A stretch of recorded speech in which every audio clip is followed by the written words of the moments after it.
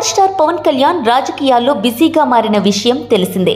ఇటు సినిమాలు చేస్తూనే అటు పాలిటిక్స్ లో కూడా ఫుల్ యాక్టివ్గా ఉన్నారు పవన్. తాజాగా ఏపీలో అసెంబ్లీ ఎన్నికల్లో పవన్ పార్టీ జనసేన పోటీ చేస్తున్న విషయం తెలిసిందే. ఏపీలో 21 అసెంబ్లీ 2 లోక్సభ స్థానాల్లో జనసేన పార్టీ పోటీకి దిగుతోంది. టీడీపీ బీజేపీతో పొత్తుల కారణంగా జనసేనకు కొన్ని సీట్లు మాత్రమే దక్కాయి. అయితే సుదీర్ఘ చర్చల తర్వాత టీడీపీ జనసేన బీజేపీ మధ్య పొత్తు కుదరటంతో పాటు సీట్ల విషయంలోనూ ఏకాభిప్రాయానికి వచ్చారు. దీంతో ఎన్నికల తేదీ దగ్గర పడుతుండటంతో కూటమిలో భాగంగా 3 పార్టీలు దాదాపు అన్ని స్థానాలకు అభ్యర్థులను ప్రకటించారు. అయితే గత ఎన్నికల్లో ఘోర పరాజయం పాలయ్యారు పవన్ కళ్యాణ్. కేవలం 1 సీటు మాత్రమే జనసేన పార్టీ గెలిచింది. అందుకే ఈసారి అలాంటి తప్పులు రిపీట్ కాకుండా జాగ్రత్తలు తీసుకుంటున్నారు. ఏపీలో జగన్ను గద్దెదించడానికి వైసీపీ ప్రభుత్వాన్ని ఇంటికి పంపడమే లక్ష్యంగా దగ్గరుండి కూటమిని ఏర్పాటు చేశారు.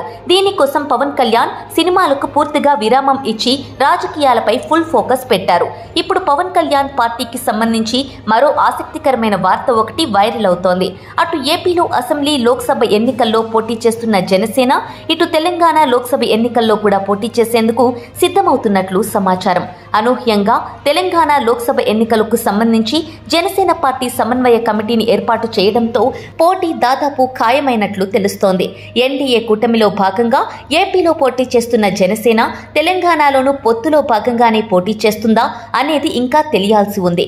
అసెంబ్లీ ఎన్నికల్లో బీజేపీతో పొత్తులో భాగంగా 7 స్థానాల్లో పోటీ చేసి ఓటమి పాలైంది.